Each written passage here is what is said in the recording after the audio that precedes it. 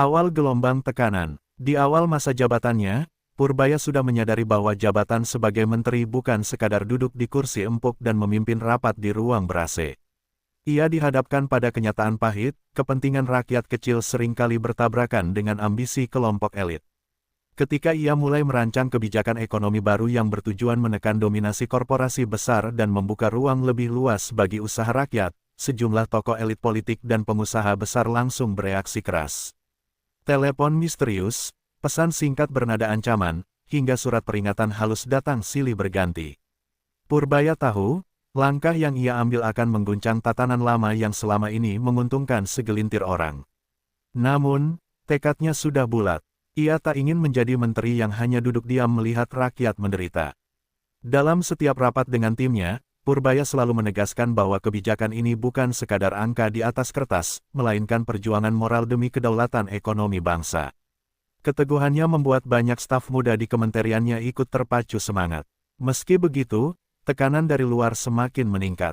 Beberapa media mulai menulis artikel yang menyudutkan kebijakan barunya, menyebutnya sebagai langkah gegabah yang bisa merusak stabilitas ekonomi. Tapi bagi Purbaya, kritik bukan alasan untuk mundur. Ia paham bahwa badai pertama memang selalu yang paling keras. Ia menatap jendela kantornya sambil berbisik pada dirinya sendiri, jika aku takut sekarang, untuk apa aku menerima amanah ini? Rapat rahasia di istana. Suatu malam, Purbaya menerima panggilan dari ajudan presiden. Ia diminta datang ke istana negara tanpa jadwal resmi. Dalam ruang rapat tertutup yang hanya dihadiri segelintir pejabat tinggi, suasana terasa berat. Presiden berbicara dengan nada serius, menjelaskan bahwa tekanan dari kelompok elit semakin menjadi-jadi. Ada ancaman akan terjadi gejolak politik jika kebijakan reformasi ekonomi Purbaya terus dijalankan. Namun, di balik kekhawatiran itu, Presiden justru menatapnya dengan sorot mata yang penuh kepercayaan. Purbaya, ujar Presiden tegas, saya tahu apa yang kamu perjuangkan. Jangan gentar, tapi bersiaplah, karena mereka tidak akan berhenti di sini. Kata-kata itu menjadi energi baru bagi Purbaya. Ia sadar bahwa dukungan dari Presiden bukan sekadar formalitas, melainkan mandat untuk tetap teguh di jalur yang benar. Dalam pertemuan itu, mereka berdua juga menyusun strategi komunikasi publik agar rakyat lebih memahami arah kebijakan yang sedang dijalankan. Keluar dari istana, Purbaya menatap langit malam Jakarta yang bertabur lampu kota. Ia tahu, setiap cahaya di bawah sana adalah harapan rakyat yang menanti perubahan.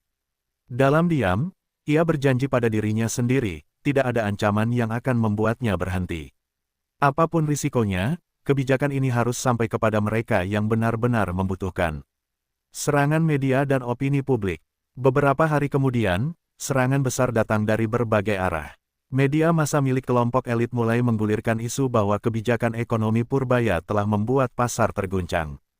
Talkshow televisi membahas dirinya setiap malam, dengan narasumber yang menuduhnya tidak kompeten. Bahkan di media sosial, tagar negatif tentang dirinya menjadi trending. Purbaya sadar, ini bukan sekadar kritik, ini adalah kampanye sistematis untuk menjatuhkan kredibilitasnya. Alih-alih membalas dengan emosi, Purbaya memilih menenangkan diri. Ia meminta tim komunikasinya untuk tidak panik dan tetap berfokus pada hasil nyata di lapangan. Ia tahu, waktu akan membuktikan segalanya. Purbaya mulai melakukan kunjungan langsung ke daerah-daerah, bertemu dengan petani, nelayan, dan pelaku UMKM. Ia ingin mendengar langsung suara rakyat dan memastikan bahwa kebijakannya benar-benar berdampak positif bagi mereka. Ketika video kunjungan Purbaya tersebar di internet, menampilkan dirinya berbicara jujur dan sederhana dengan warga, opini publik perlahan berbalik. Banyak netizen mulai melihat sisi lain dari dirinya, sosok pemimpin yang berani, tulus, dan tak berjarak dengan rakyat kecil.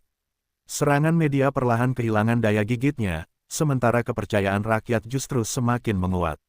Di pelosok desa dan gang-gang sempit kota, nama Purbaya mulai sering disebut dengan rasa hormat. Para petani yang dulu kesulitan pupuk kini bisa tersenyum karena harga bahan baku menurun berkat kebijakan subsidi baru. Pedagang kecil di pasar tradisional mulai merasakan dampak dari kebijakan stabilisasi harga. Rakyat kecil tahu bahwa kebijakan ini bukan hasil pencitraan, melainkan kerja keras seorang menteri yang benar-benar peduli. Purbaya menerima banyak surat dari masyarakat, bahkan video ucapan terima kasih dari komunitas UMKM di berbagai daerah. Ia menonton semuanya dengan mata berkaca-kaca. Baginya, inilah bahan bakar moral yang jauh lebih berharga daripada pujian elit. Dalam beberapa kesempatan, ia juga mengadakan pertemuan publik untuk menjelaskan langsung arah kebijakannya, tanpa basa-basi politik. Sementara itu, para pengkritiknya mulai kebingungan. Dukungan rakyat terhadap Purbaya tumbuh secara organik, tanpa bayaran, tanpa instruksi. Di tengah tekanan yang begitu besar, justru kepercayaan publik menjadi perisai terkuatnya. Ia sadar, kekuatan sejati seorang pemimpin bukanlah jabatan, melainkan kepercayaan dari rakyat yang ia layani. Namun, di balik sorotan publik yang mulai positif, kelompok elit tidak tinggal diam. Mereka menggelar pertemuan tertutup, menyusun strategi baru untuk menjatuhkan Purbaya. Kali ini bukan melalui media, melainkan lewat tuduhan hukum. Sebuah tim khusus dibentuk untuk merekayasa kasus korupsi yang seolah melibatkan dirinya. Dokumen palsu disiapkan, saksi bayaran dilatih, dan jaringan politik mulai digerakkan di belakang layar. Untungnya, salah satu staf kepercayaan Purbaya, seorang analis muda yang jujur, mencium kejanggalan. Ia menemukan aliran dana mencurigakan yang mengarah pada kelompok yang mencoba memfitnah kementerian. Dengan cepat, ia melaporkan temuannya kepada Purbaya.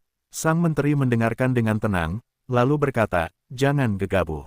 Kita lawan bukan dengan emosi, tapi dengan bukti." Selama berminggu-minggu, tim kecil di kementerian bekerja siang malam mengumpulkan data dan dokumen autentik. Mereka tahu bahwa perang ini bukan lagi tentang kebijakan ekonomi, tapi soal kebenaran dan kehormatan. Di balik kesibukan itu, Purbaya tetap tersenyum di depan publik, seolah tidak terjadi apa-apa. Padahal di balik layar, badai besar sedang menanti. Hari yang ditunggu tiba, parlemen menggelar sidang terbuka untuk memeriksa dugaan penyimpangan di kementerian yang dipimpin Purbaya. Ruangan penuh wartawan, sorotan kamera menyorot wajahnya yang tenang. Saat giliran berbicara tiba, Purbaya berdiri, menatap seisi ruangan, lalu membuka berkas tebal yang ia bawa. Dengan suara tegas, ia memaparkan data satu persatu, membongkar seluruh kebohongan yang disebarkan oleh lawan-lawan politiknya. Setiap kalimat yang ia ucapkan seperti peluru kebenaran. Ia tidak berteriak, tidak marah, hanya berbicara dengan bukti. Beberapa anggota parlemen yang semula menentangnya mulai menundukkan kepala. Dalam siaran langsung nasional, publik menyaksikan sendiri keberanian seorang menteri melawan arus kepentingan besar dengan ketenangan luar biasa. Ketika sidang berakhir, suasana ruangan hening. Tak ada satupun yang bisa membantah. Dari layar televisi, jutaan rakyat melihat bagaimana seorang pemimpin bisa berdiri tegak tanpa kehilangan integritas. Purbaya keluar dari gedung parlemen bukan sebagai tersangka, tapi sebagai simbol keteguhan dan kejujuran. Beberapa minggu kemudian, hasil investigasi resmi dirilis. Semua tuduhan terhadap Purbaya terbukti palsu. Lebih mengejutkan lagi, laporan tersebut mengungkap jaringan korupsi besar yang melibatkan beberapa tokoh elit yang selama ini menyerangnya.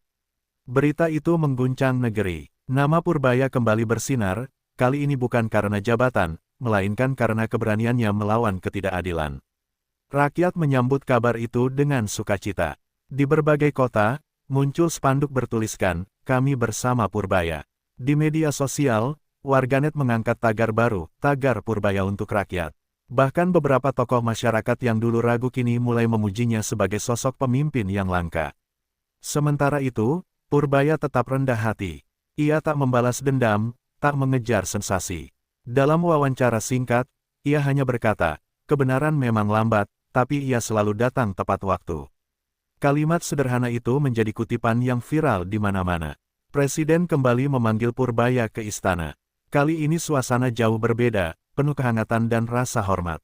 Presiden memuji keberaniannya yang mampu menjaga integritas di tengah badai tekanan. Ia juga memintanya untuk memimpin sebuah tim nasional reformasi ekonomi yang lebih luas, dengan wewenang langsung dari Presiden. "Negeri ini butuh orang jujur seperti kamu di garis depan," ujar Presiden sambil menepuk bahunya.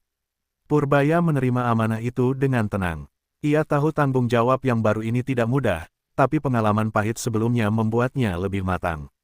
Ia mulai menyusun tim yang terdiri dari profesional muda dan akademisi yang bersih dari kepentingan politik. Mereka bertekad menciptakan sistem ekonomi yang berpihak pada keadilan sosial.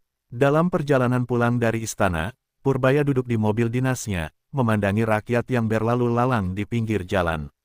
Dalam hati ia berkata, perjuangan belum selesai. Ini baru permulaan. Bulan demi bulan berlalu, hasil kerja tim reformasi mulai terlihat. Program pembiayaan rakyat kecil diluncurkan, akses modal untuk UMKM diperluas, dan harga kebutuhan pokok berhasil distabilkan. Rakyat mulai merasakan perubahan nyata. Di pasar, di desa, di pabrik-pabrik kecil, semua merasakan bahwa kebijakan pemerintah kini lebih berpihak pada mereka. Purbaya tidak hanya bekerja dari balik meja. Ia turun langsung ke lapangan, memastikan setiap program berjalan sesuai niat awal. Ia berbincang dengan warga, mendengarkan keluhan, dan memberi solusi tanpa jarak.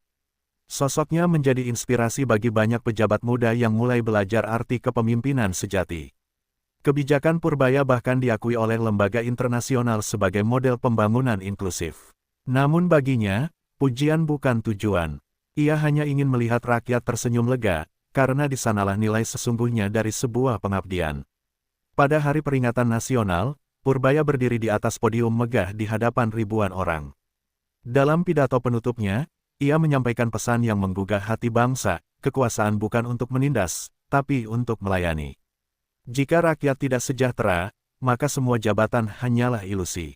Kalimat itu disambut tepuk tangan panjang dari hadirin. Banyak yang meneteskan air mata mendengarnya. Mereka melihat bukan hanya seorang menteri, tapi sosok negarawan sejati yang lahir dari keberanian dan kejujuran. Purbaya menatap wajah rakyat di hadapannya dengan rasa syukur yang mendalam. Inilah makna sejati perjuangan. Ketika acara usai dan malam mulai turun, Purbaya berdiri sendiri di halaman istana. Ia tersenyum kecil sambil menatap bendera yang berkibar tenang. Dalam hatinya, ia tahu perjuangan belum berakhir. Tapi satu hal pasti, sejarah akan selalu mengingatnya sebagai pemimpin yang tak pernah tunduk pada tekanan, demi rakyat yang ia cintai.